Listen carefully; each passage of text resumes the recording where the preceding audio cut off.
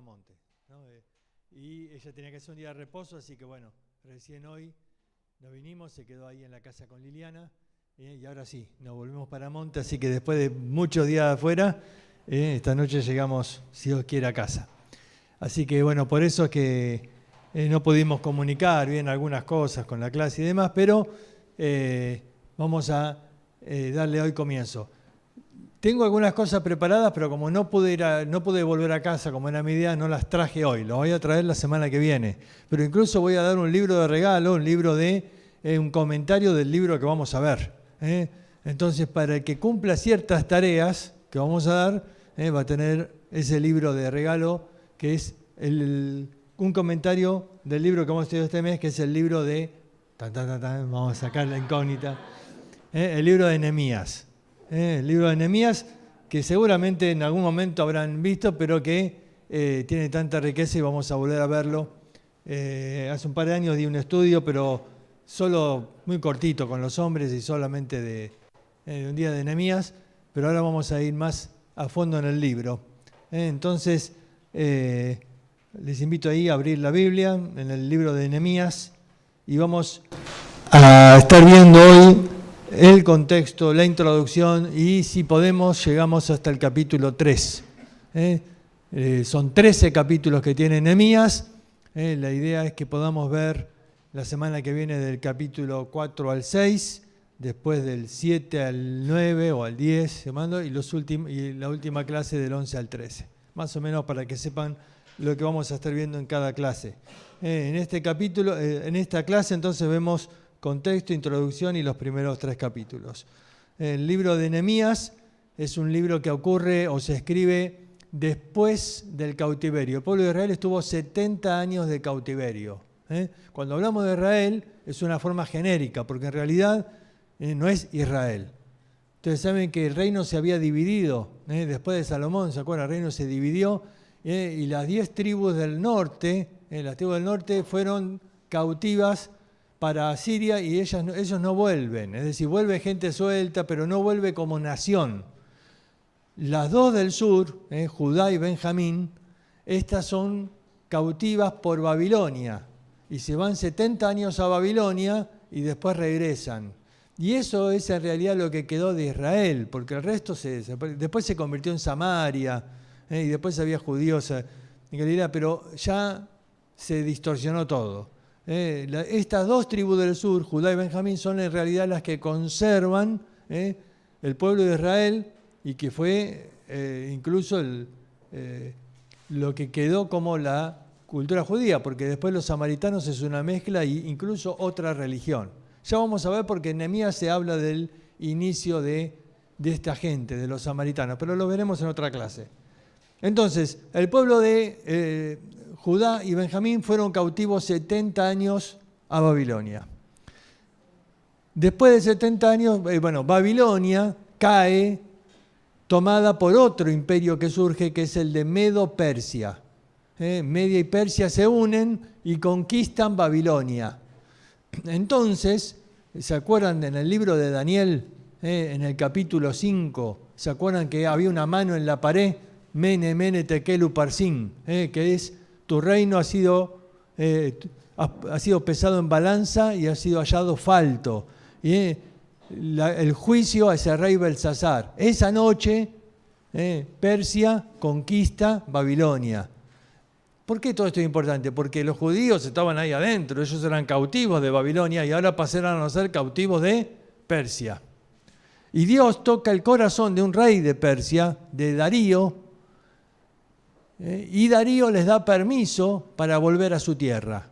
Y entonces vuelve un grupo de judíos, pero no muchos. ¿Por qué no vuelven todos si te dan libertad? La libertad es muy linda, pero no es fácil. ¿Por qué? Porque volver a Jerusalén después de 70 años no era fácil. La ciudad estaba abandonada, era una cueva de ladrones. ¿Sabés lo que es una ciudad desierta por 70 años abandonada? Ruinas. Vos decís, yo tengo una familia, estoy en Babilonia, vuelvo, ¿y qué hago allá? ¿Y de qué vivo? No hay comercio, no hay cosecha, ¿qué vivimos? ¿Y qué seguridad hay ahí? No hay gobierno, no hay policía, no hay... Y que, a ver, no es fácil tomar la decisión de volver, pones en riesgo tu familia. Sin embargo, un grupo de fieles judíos decide volver. Decide volver para, la orden que Darío les dio permiso era para construir el templo nada más. Así que ellos vuelven, esto lo relata ahí el libro de Esdras, y ahí con ellos, bueno, ocurre todo un gran episodio que es que, como siempre, y vamos a verlo acá, que se repite en Nehemías, cuando uno quiere hacer la obra de Dios, siempre surgen enemigos, ¿no? Y bueno, estos enemigos calumniaron y entonces el rey de Persia recibió la murmuración de que ellos estaban queriendo rebelarse y que no iban a construir un templo, sino que iban a construir un reino y que no. Y entonces se enoja, manda un ejército, impide que la obra continúe. La obra estuvo frenada 15 años. 15 años frenó la obra. Y Dios levanta 2 profetas, Ageo y Zacarías. Estos 2 profetas son usados por Dios para reanimar al pueblo a continuar la obra. Y Dios hace un milagro y la obra continúa. Todo esto tiene mucho que ver porque es parte del trasfondo. La obra continúa después de que estos profetas hablan y motivan y animan al pueblo. Ageo, a través de la exhortación, él les dice el problema no es el ejército ese de Persia, el problema lo tenés en tu corazón, dice. El problema lo tenés en tu corazón porque cada uno corre a su propia casa y la casa de Dios está desierta.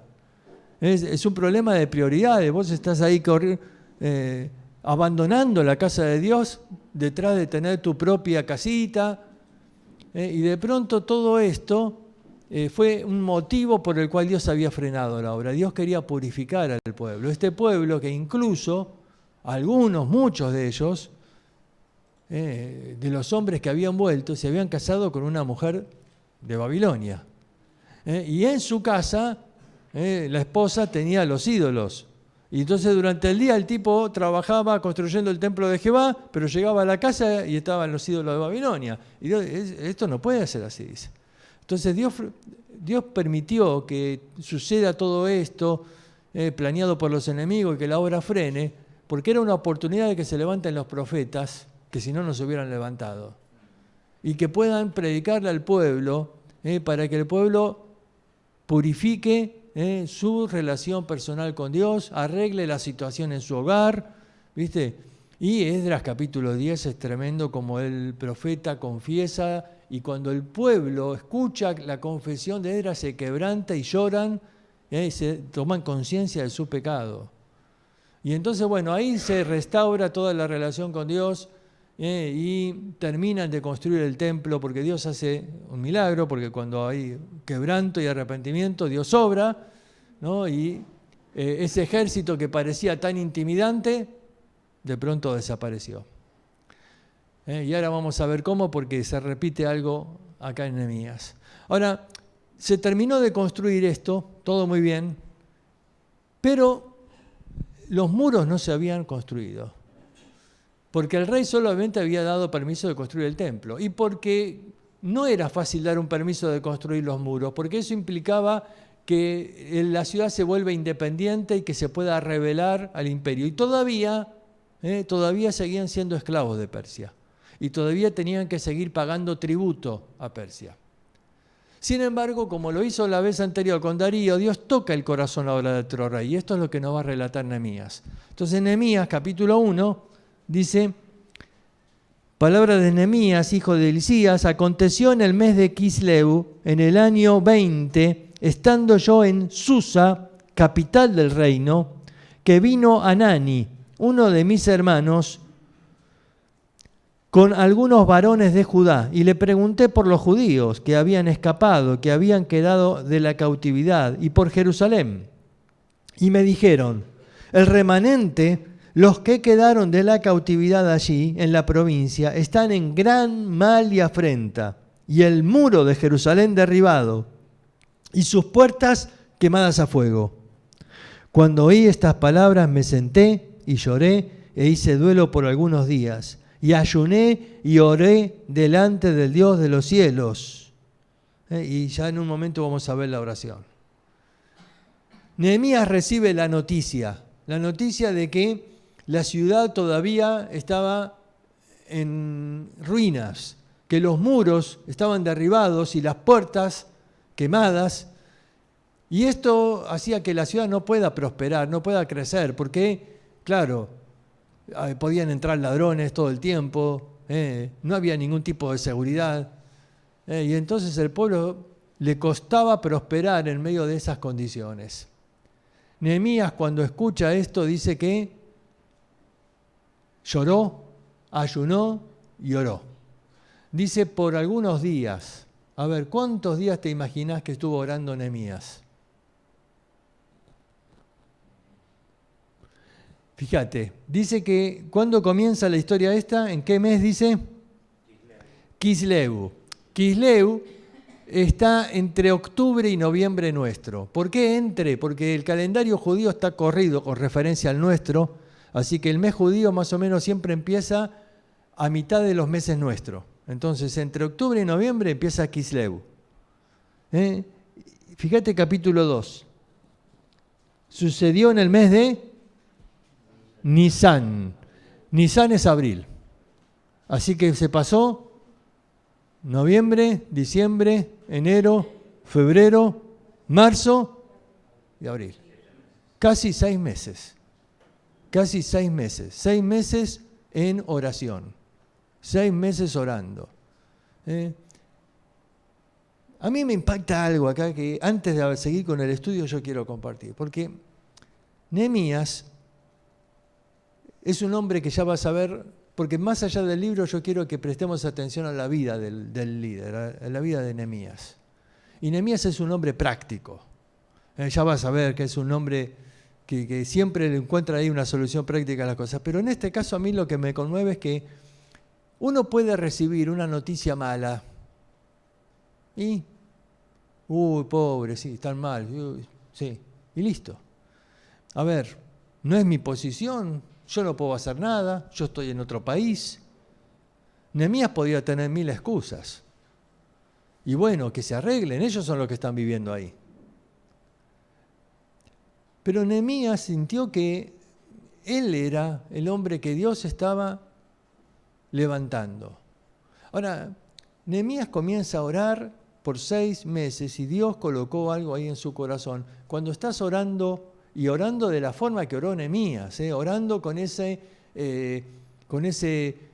llanto y ayuno que te marca que era una oración ferviente, que era una oración pidiendo a Dios por la restauración de Jerusalén. A mí me parece que a veces nos cuesta esto de tomar la iniciativa, de decir, vamos a hacer algo. Nehemías escucha la noticia y no pudo seguir igual su vida al día siguiente de que escuchó esta noticia. Su vida cambió. Su vida cambió. Él comenzó a orar. Y vas a ver que no oras solo. Habrá comenzado orando solo. Pero fíjate un detalle en la oración de Nehemías. Dice, vamos a leerla de paso y dice versículo 5, y dije, te ruego Jehová, Dios de los cielos, fuerte, grande y temible, que guarda el pacto y la misericordia a los que le aman y guardan sus mandamientos, esté ahora atento tu oído y abierto tus ojos para oír la oración de tu siervo, que hago ahora a ti delante de ti, de día y de noche, por los hijos de Israel tus siervos. Y confieso los pecados de los hijos de Israel que hemos cometido contra ti. Sí, yo y la casa de mi padre hemos pecado. En extremo nos hemos corrompido contra ti. Y no hemos guardado los mandamientos y estatutos y preceptos que diste a Moisés tu siervo. Acuérdate ahora de la palabra que diste a Moisés tu siervo, diciendo, si vosotros pecareis, yo os disiparé por los pueblos. Pero si os volvieseis a mí y guardaseis mis mandamientos y los pusieseis por obra, aunque vuestra dispersión fuera al extremo de los cielos, de allí os recogeré y os traeré al lugar que escogí para hacerlos habitar allí mi nombre. Ellos pues son tus siervos y tu pueblo, los cuales redimiste con tu gran poder y con tu mano poderosa. Te ruego, Jehová, esté ahora atento tu oído a la oración de tu siervo y a la oración de tus siervos, quienes desean reverenciar tu nombre. concede ahora buen éxito a tu siervo y dale gracia delante de aquel varón, porque yo servía de copero al rey. Tremenda oración. ¿Por qué? En primer lugar, porque Nehemías confiesa pecados que él no hizo. Porque él no estaba en el pueblo de Israel. Ellos fueron los que pecaron y se corrompieron y sufrieron el cautiverio por culpa de su pecado. Pero él se identifica con el pueblo. Y entonces él confiesa el pecado y dice, yo y la casa de mis padres hemos pecado, nos hemos corrompido. Y él confiesa como siendo parte del pecado del pueblo. Y cita las Escrituras, porque cita ahí lo de Moisés, ¿no? Cuando la promesa de Dios, de que ellos iban a ser dispersados, pero que Dios los iba a recoger nuevamente. Y entonces cuando termina dice, escucha la oración de tu siervo y la oración de tus siervos, plural. Ahora, Nehemías comenzó orando solo, pero ya no está solo acá. Porque él ahora está diciendo, escucha la oración de tus siervos, es decir, que había varios ahí orando. Nehemías tomó conciencia que el primer paso para hacer cualquier obra es la oración. Y él entonces recibe la noticia y comenzó a orar. La oración. Comenzó a moverse ahí donde se comienza a gestar una obra, en un grupo de personas que comienzan a orar. Ahí comienza Dios a hacer la obra, cuando un grupo de hermanos comienza a reunirse para orar. Y dice que oraba, ¿cuándo dice? Noche y día. Una oración constante por 6 meses, pidiendo a Dios que Dios abra una oportunidad para que se pueda hacer la obra. Mira, vuelvo a decir, acá hay cosas que me impactan porque a veces no reaccionamos. Si yo te pido que te examines y te pongas ahí en el lugar, vos recibís una noticia, ¿no? Estás viviendo en otro lado. No sé, por ejemplo, tomo acá como ustedes que son de otro país, ¿no? Y escuchan la noticia así, que la ciudad de La Paz está derribada. Y uno dice, y bueno, sí, yo tengo familia allá. Algunos parientes que quizás no los vi nunca o quizás no los veo hace muchos años. Voy a orar por ellos, ¿no? Como lo máximo que podemos hacer. Pero Nehemías se involucra, Nehemías toma una decisión. Nehemías no es que escucha una mala noticia y se compadece. Y dice, uy, pobrecito, sí, mira, qué mala suerte tienen, ¿eh? No. Él dice, algo hay que hacer. Algo hay que hacer. Y él comienza a orar. Y no es una oración para que Dios levante a algún otro. No. Fíjate cómo termina la oración. Dame, ¿qué dice? Acá hay una palabra interesante porque no aparece comúnmente en la Biblia. Pero fíjate lo que él pide. Versículo al final de todo. Te ruego, Jehová, ahora esté atento tu oído a la voz de tu siervo y a la oración de tu siervo, que desea reconocer tu nombre. Y concede ahora buen ¿qué? Éxito a tu siervo. Y dale gracia delante de aquel varón. Cuando dice de aquel varón se refiere al rey. Dame gracia delante del rey. Ya en este momento él tenía planeado algo. Tenía planeado decirle al rey que lo deje ir a reconstruir. Y él pide éxito. Te digo, no es una palabra común, éxito en la Biblia. Es que no es un éxito personal lo que pide. No es un éxito para ganar plata. Es éxito para hacer la obra de Dios. Y gracia. Pide gracia. Gracia para que el rey le conceda el permiso. ¿Por qué? Porque yo servía, dice, de copero al rey. ¿Qué noción tenés de que era un copero? ¿Cómo? ¿Servía? Servidor. Servía el vino. Servía las copas. Probaba la comida. ¿Alguna otra? Tomaba. Es decir, la servía, pero la tomaba antes del rey. Sí.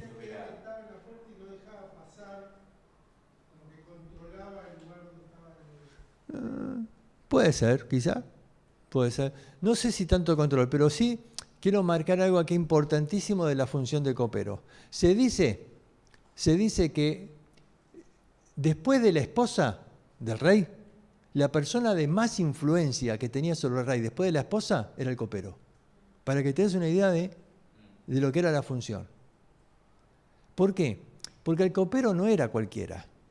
Era alguien de mucha confianza del rey, de mucha confianza. Era alguien que comía todos los días con el rey. Todos los días, porque no había comida que el rey comiera que el copero no probaba primero. Así que él comía todos los días en la mesa del rey. Todos los días. Esta persona se jugaba la vida, así que el rey le tenía mucho respeto. Dicen que el rey lo seleccionaba en persona. Él elegía al copero. ¿Por qué? Porque lo voy a tener a mi mesa. Yo no quiero que esté a mi mesa alguien. ¿Se imaginan? Yo, por ejemplo, de Racing no voy a elegir uno de Independiente que se siente todos los días conmigo y vamos a discutir todos los días. No. A ver, el rey elegía quién iba a ser. Ahora, en este caso, no era ni siquiera de su reino. Claro, era costumbre que a veces se elegía un esclavo porque si moría, bueno, no importa que muera, viva el rey, ¿no? El copero puede morir.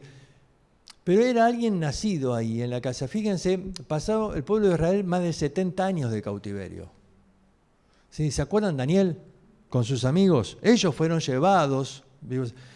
Así que Nehemías debe haber sido hijo de alguno de los que fue llevado. Y nació ahí. Para esta altura Nehemías tenía que tener cerca de 40 años. 35, dicen algunos, 40. Entre 30 y 40 años. Así que nació ahí en Babilonia, nunca había estado en Israel, nació en el palacio. No todos los esclavos vivían en el palacio. ¿Te acordás cómo fue con Daniel y sus compañeros? Habían seleccionado un grupo de jóvenes sobresalientes y a ellos se les permitió estar ahí en el palacio. El resto no, el resto de los esclavos estaban a las afueras. Así que el padre de Nehemías seguramente habría sido de este grupito selecto. Se crió en el palacio y como joven el rey habrá hecho una amistad con él, tenía una gran influencia y una amistad. Tenía que tener muy buen aspecto porque el rey, y tenía que tener mucha cultura, porque muchas veces el rey comía con embajadores, gente de otros países, todo, ¿no? Y ahí en la mesa no podés poner a alguien, ¿viste? Tenía que ser alguien. Y él era entonces el hombre que estaba ahí en la mesa del rey. Una de las órdenes, por ejemplo, el copero nunca podía estar triste ahí, en la presencia del rey. Si el rey lo veía triste o amargado, no, le podían ordenar matarlo, era causa de muerte. Porque él tenía que estar siempre alegre y con una buena actitud para recibir a otros y poder entonces servir la comida y siempre probarla, y servir el vino y probarlo y después darle a todos. Una persona de esta confianza, el rey no la va a soltar fácil. Así que él pide gracia, para que el rey lo deje. Ahora, acá yo veo varias cosas. Él comienza a involucrarse en el problema del pueblo. Algo tengo que hacer. Y uno se pregunta, ¿por qué? ¿Por qué tenés que hacer algo vos, Nehemías? Si vos, primero, no conocés Jerusalén, ni naciste ahí. ¿Por qué vos tenés que hacer algo? ¿Por qué no orás para que otros hagan algo? O que Dios mueva el corazón de otros. Nunca funciona así. Cuando comenzás a orar por algo, Dios coloca un peso en tu corazón. Muchas veces hay gente que tiene dudas del llamado de Dios. Digo, ¿nunca sentiste tu llamado? Dice, no. Bueno, seguramente nunca oraste por nada. Porque cuando orás, Dios te llama. A ver, ¿qué es el llamado? El llamado no es una voz. Dios llamó a profetas, a Jeremías, ¿se acuerdan? Pero no siempre el llamado es así. No siempre viene en forma audible. En este caso, Nehemías, ya vamos a ver ahora en el capítulo 2, él dice, no revelé a hombre alguno lo que Dios había puesto en mi corazón. Dios había puesto algo en el corazón. ¿Y cuándo Dios puso algo en el corazón? ¿Cuándo te imaginas? En los 6 meses que estuvo orando. En los 6 meses que estuvo orando, Dios colocó algo en el corazón. Y él sintió que él tenía que hacerlo. Ahora, no es algo que de pronto pasa, no. Yo creo que él habrá empezado a orar y las primeras veces ni habrá pensado que él era el hombre indicado para hacer ese trabajo. Por muchas razones él no era el hombre indicado. A ver, ¿quién me puede citar razones por las que pensás que él no era el hombre indicado? ¿Qué razones te imaginás que puede ser? Si no, Nehemías es el último que yo elegiría para hacer esa obra. Estaba lejos, bueno, pero podía viajar. Otros, Esdras viajó. ¿Cómo? Ahí está la primera contra. ¿Qué sabía él de construcción? Era copero el rey. Una cosa es servirle la comida y otra cosa es construir un muro. Él no era constructor.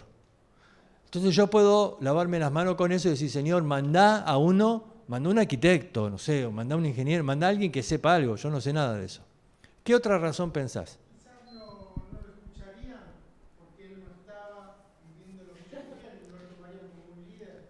Mira, por ahí sacaste un hilito que podemos tirar más todavía.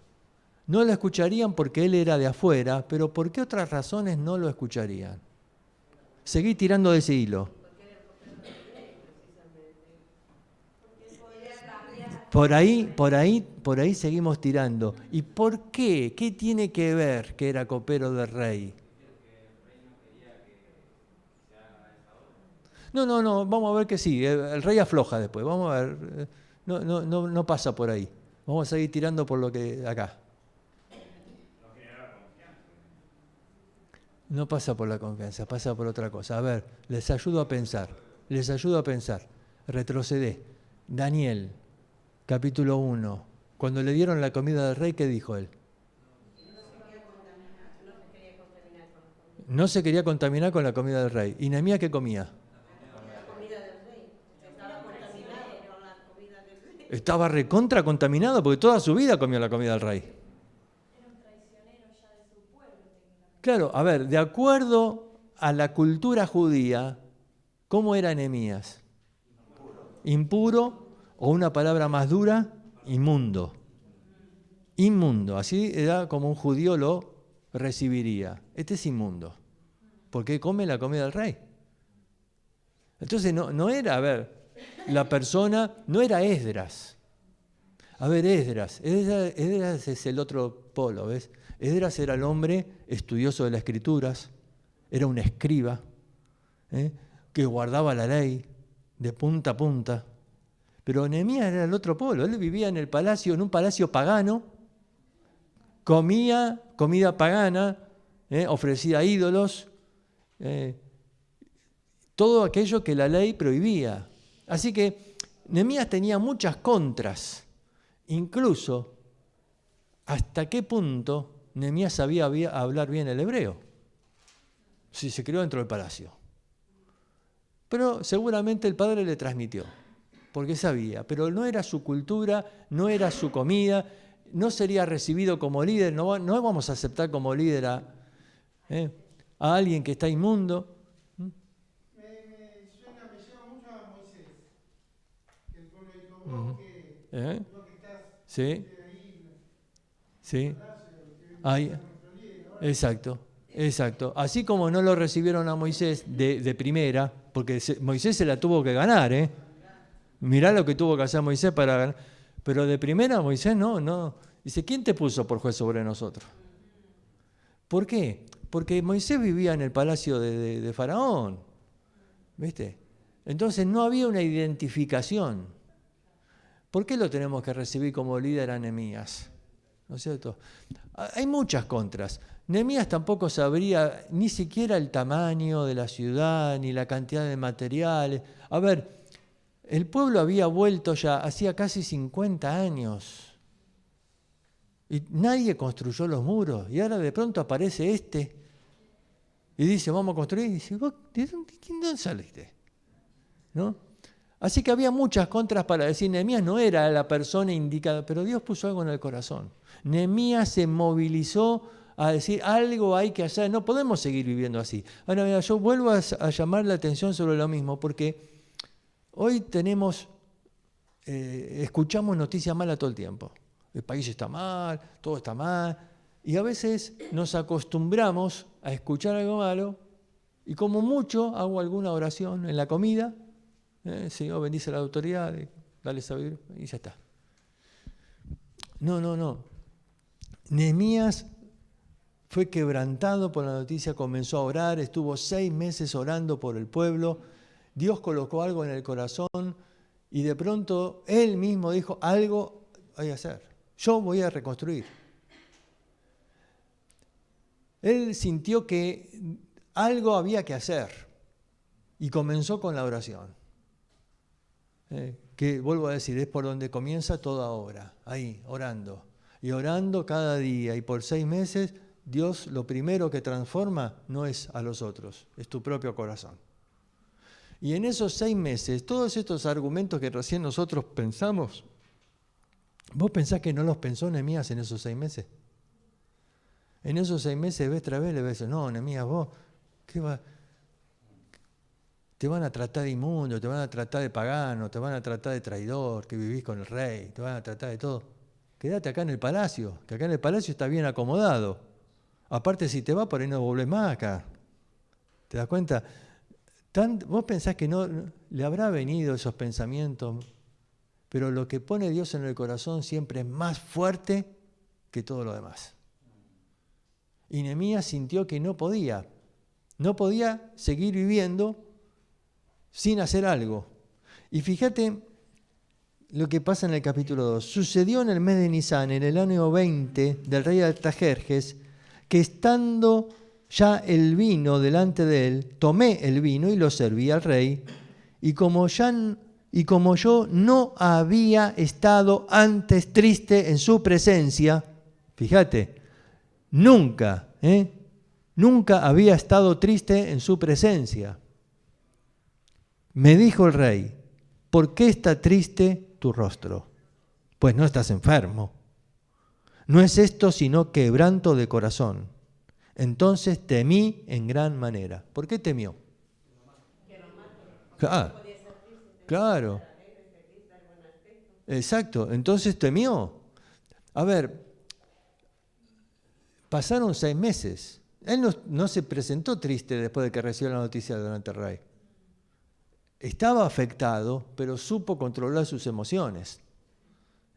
Y supo, a pesar del dolor, del impacto, poner una buena cara, porque pasaron estos 6 meses y el rey nunca lo vio triste. Pero ese día ya el peso era tan grande, ¿ves? El peso que Dios colocó en el corazón era tan grande que ya no lo pudo ocultar más. No lo pudo ocultar más y entonces ese día no pudo disimularlo. Y el rey lo vio y le dijo, esto no es cara de enfermedad, estás quebrantado, algo te pasa, estás mal. Y entonces él temió en gran manera porque sabía el peligro que esto implicaba, pero también vio que esa era una oportunidad, la oportunidad por la cual él estaba orando. Porque él estaba orando diciendo, Dios, da gracia, ¿no? Delante de aquel varón.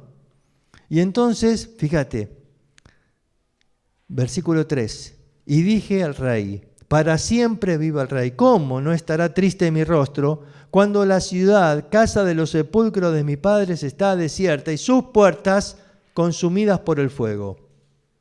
Me dijo el rey, ¿qué cosa pides? Entonces oré al Dios de los cielos y dije al rey. Y acá está esa famosa oración que no es como la de los 6 meses orando. Este es otro tipo de oración, porque ¿cuánto habrá durado esta oración? 1 segundo. Porque no le dijo al rey, para un poquito que oro y vuelvo. No, oré a Dios y dije al rey, en el momento. Es esa oración que surge del corazón que le dice, Señor, es ahora o nunca. Es ahora, Señor. Toca el corazón del rey ahora. Y entonces dijo al rey en ese momento, es la oración pero Nehemías es un hombre de oración, lo vas a ver en todo el libro. Todo el tiempo Nehemías recurre a Dios en oración. Y hay distintos tipos de oración. Está la oración que uno hace durante 6 meses, día y noche. Y está la oración que uno hace en el pensamiento, en el momento. Son todas, ¿por qué? Porque uno se comunica con Dios de diferentes maneras y por diferentes causas. Y acá Nehemías entonces se da cuenta que esa es la oportunidad y dice al rey, estoy triste por esto, ¿qué cosa pides? Ahí podría haber dicho 1000 cosas, ¿no? Si te preguntan a vos, ¿qué pedís? Es el rey el que te está hablando, ¿eh? No te quedes chico con el pedido. Y vos sos, acordate, te tiene confianza el rey, ¿no? Después, acordate, después la esposa dicen el copero. Manda, rey, acá en Susa, ¿cuánta gente tenés que sabe construcción? ¿Por qué no agarrás 2 o 3 arquitectos y lo mandás allá? Tírale una mano. Tírale una mano. ¿No te sobran un poco de material ahí que le puedas mandar? ¿No estarías ayudando con eso? ¿Sí o no? Sí. Él no hizo eso. No, fíjate lo que pidió. Dice, entonces oré a Dios y dije al rey, si le place al rey y tu siervo ha hallado gracia delante de ti, envíame a la ciudad de los sepulcros de mi padre y la reedificaré. Qué convicción, ¿eh? No dice, bueno, voy a ver qué pasa. Mándame y déjame que pruebe. Voy a hablar con la gente, a ver si los motivo. Porque yo los veo medio bajoneados están los judíos ahí. A ver si yo los puedo motivar un poco. No. La reedificaré. No sé si lo voy a reedificar con el pueblo, con la ayuda de ellos, lo voy a tener que hacer solo, pero yo la voy a reedificar. Convicción. Eso es convicción absoluta. No es una convicción que nace de un día por el otro. Es la convicción que Dios coloca en el corazón. Y Dios colocó esa convicción y Él dice, yo voy a reedificar la ciudad. Vos, Nehemías, un copero, ¿qué sabés? Yo la voy a reedificar. Porque no creo que Nehemías estaba confiando ni en su conocimiento ni en su capacidad, sino que estaba confiando en Dios. ¿Cuántos personajes en la Biblia encontrás con situaciones similares? ¿Te acuerdas de David? Con el gigante Goliat. Mándame a mí, le dijo a Saúl. Mándame a mí, yo lo mato. ¿Qué era, un pibito agrandado? No, era fe. Era fe. Y esa misma fe es la que tiene Nehemías. Yo la voy a reedificar. No porque yo me crea, no, porque yo sé que Dios va conmigo. Y esta fe te lleva a tomar esa iniciativa. Una iniciativa que no es fácil y que no siempre se tiene. Te comenté recién de Esdras, de lo que había pasado antes, ¿te acordás de cuando el muro el templo había sido frenada la obra y que estuvo 15 años frenada, ¿te acordás? Y fíjate Zacarías capítulo 4 lo que pasa ahí.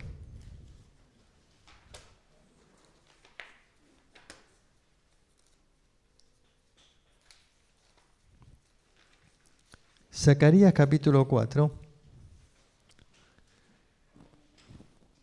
Dice, versículo 6, entonces respondió, me habló diciendo, esta palabra de Jehová no es con ejército ni es con fuerza, sino con mi espíritu, ha dicho Jehová de los ejércitos. ¿Quién eres tú, oh gran monte? Un monte para un judío es un obstáculo que te impide hacer la obra de Dios. No entender a veces las figuras bíblicas nos lleva a malinterpretar textos, ¿no? Como Jesús cuando dijo, si tuvieras fe como un grano de mostaza, diréis a este monte, quítate y echa al mar. Obviamente no es literal. Si cada uno quiere echar los montes al agua, será un desastre. No, entonces, ¿qué está diciendo?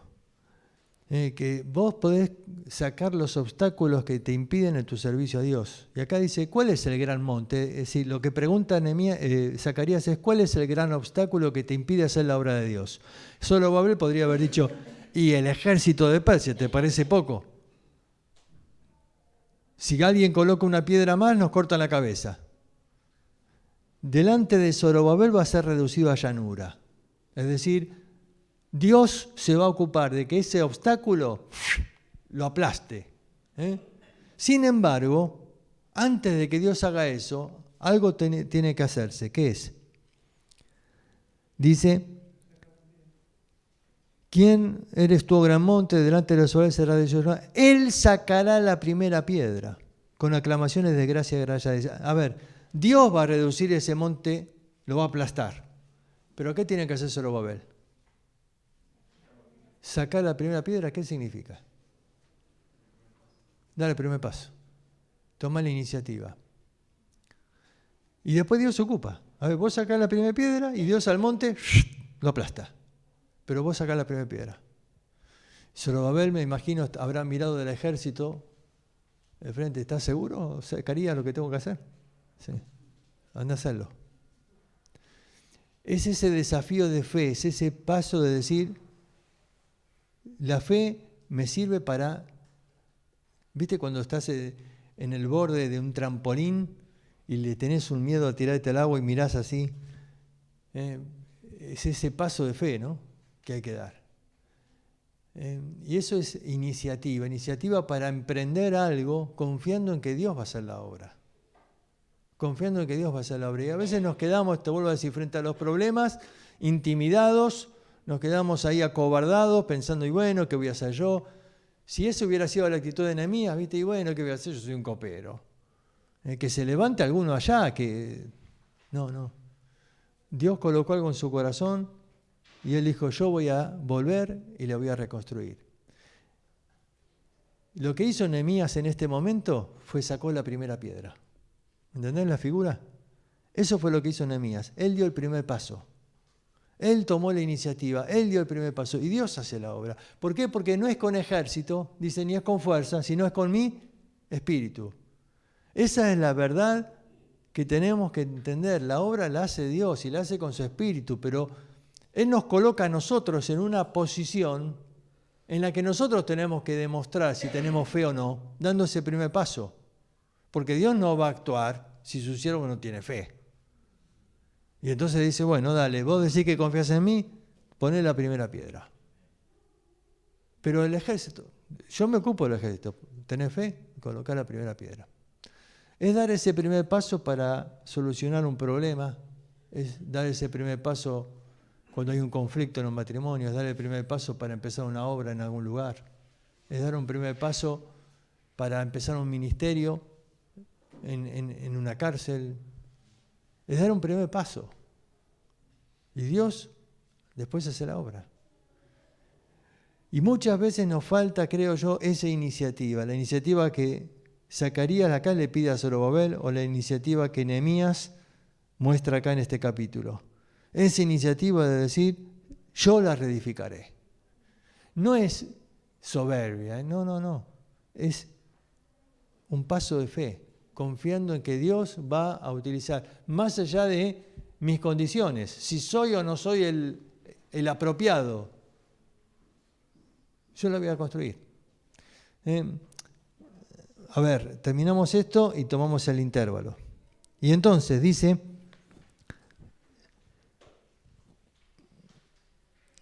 versículo 6, entonces el rey me dijo, y entre paréntesis dice, y la reina estaba sentada junto a él. Este paréntesis por algo está, ¿no? Evidentemente la reina influyó acá en la pregunta que el rey le va a hacer, porque por algo la menciona. Para mí que le dio un codazo a la reina, al rey, y le dijo, che, este se va, no vuelve más, no lo podés perder a este. Mirá que otro así no conseguimos acá. El asunto es que después de que la reina le preguntó, le habrá dicho, entonces, agradó al rey enviarme después que yo le señalé tiempo. Esta frase es importante porque después, la vamos a ver allá por el capítulo 13, Nehemías dice que cuando se cumplió el tiempo, él había vuelto como había prometido. Así que, ahora, si a mí me dicen, a ver, el rey me dice, mirá, déjame ir al pueblo monte, y yo voy a construir ahí un muro alrededor, ¿no? Y el rey me dice, ¿cuánto tiempo te vas a tardar? ¿Qué sé yo? No sé. No, entonces no te dejo ir. Pero Nehemías, ¿qué dice? Yo le señalé tiempo. Y esto me habla de algo más, que en esos 6 meses no estuvo orando solamente. ¿Qué más pensás que estuvo haciendo? Planificando. planificando. Como te mencioné antes, él nunca había estado allá. Pero había venido su hermano, dice, con las noticias, ¿no? Largas charlas habrá tenido con el hermano, ¿no? Che, contame, ¿cómo es? ¿Cuánto mide? ¿Cuánta gente vive ahí? ¿Cómo es la cosa? Se habrá tenido que informar.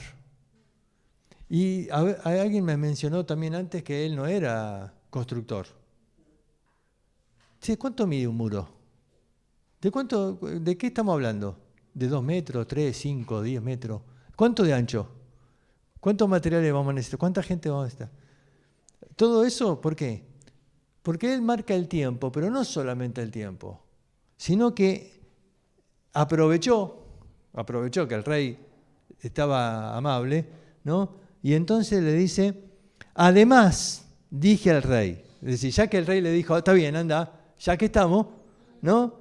Si le place al rey que me den cartas para los gobernadores al otro lado del río, que me franqueen el paso hasta que llegue a Judá, y carta para Asaf, guarda del bosque del rey, para que me dé madera para enmaderar las puertas del palacio y para el muro de la ciudad y la casa en la que yo estaré.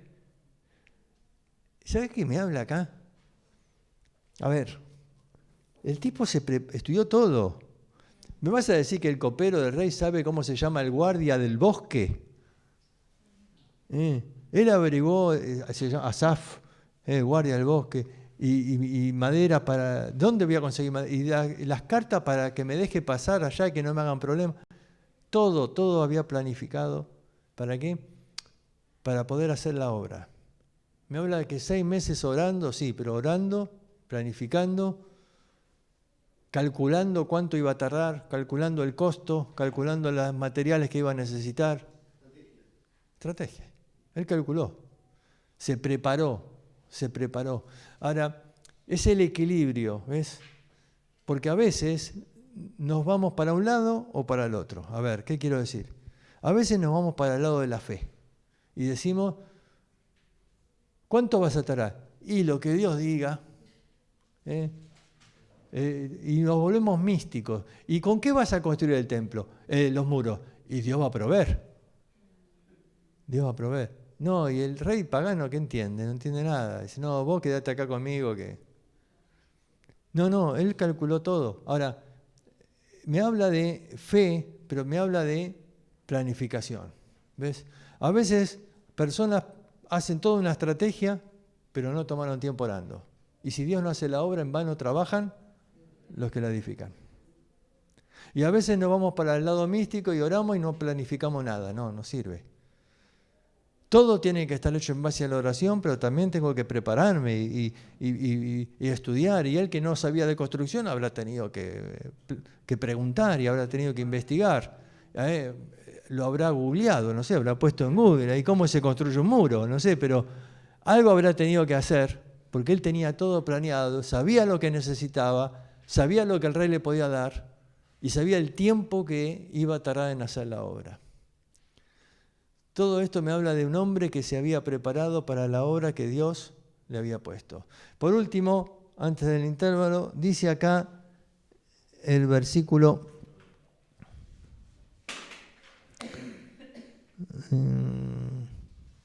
Vine luego a los gobernantes del otro lado del río y les di las cartas, y el rey envió conmigo capitanes del ejército y gente de a caballo. Pero oyéndolo Sanbalat, Horonita y Tabías, el siervo amonita, les disgustó en extremo que viniese alguno para procurar el bien de los hijos de Israel. Te decía, vos querés hacer la obra y es infaltable que aparezcan los enemigos. Porque tiene que haber enemigos, si no, no es divertida la cosa. Y entonces acá menciona los enemigos. Y entonces ahora vamos a tomar el intervalo y después vemos cómo termina este capítulo 2 y vamos a ver algo del 3. Descansamos entonces unos minutos. Después